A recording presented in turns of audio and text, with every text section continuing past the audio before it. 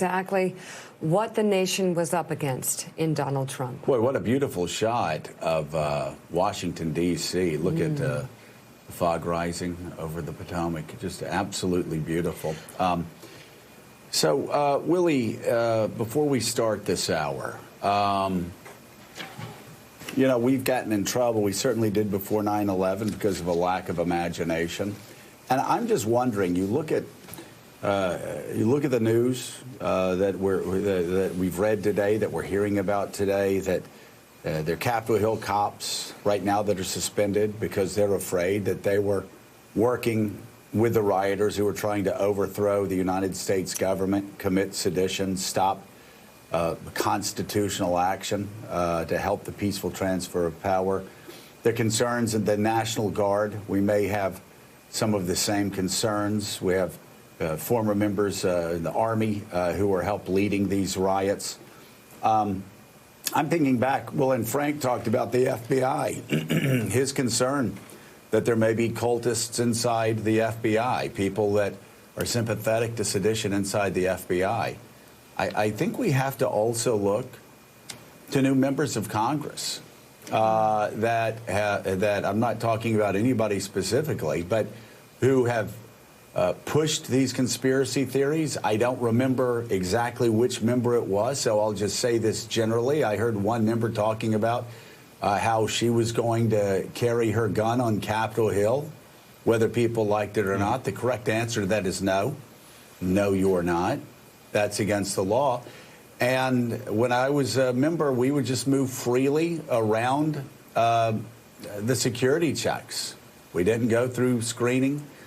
We didn't have to pass through the mags. We didn't have to be patted down.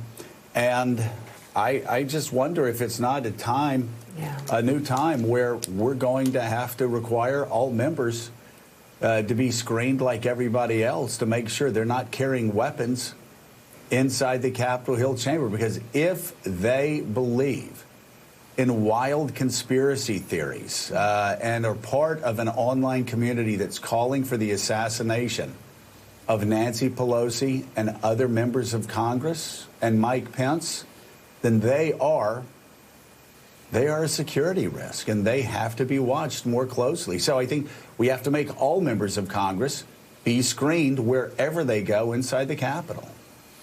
It's an amazing thing to even be talking about, but you're absolutely right, Joe. I had a conversation last night with a House Democrat who said, my God, I stopped in my tracks and I realized yesterday there are members of Congress, many of them in this new freshman class, who shouldn't be anywhere near Nancy Pelosi, certainly shouldn't be anywhere near Joe Biden and Kamala Harris at the inauguration. Think about that. A member of Congress, this one House Democrat said to me, shouldn't be near because of the things they believe, the conspiracies they've promoted, their suggestion, as you say, in ads that they're going to carry weapons with them around the Capitol. Think about that. A member of the House of a new colleague coming in saying, I don't think we should be around this person, and I certainly don't think this person should be around the leadership of our country. They're too dangerous. You have people who've gone along for the ride in the Republican Party. You have people like Ted Cruz and Josh Hawley who have been the faces in the Senate of this. But then you have people who deeply believe these conspiracies, who were elected on these conspiracies, QAnon followers, conspiracy theorists, who now sit among the 535 members of the United States Congress, and according to at least one member, and I know there are more based on what he told me, present a security threat to other members and to the leadership of this country. An astonishing thing to ponder this morning.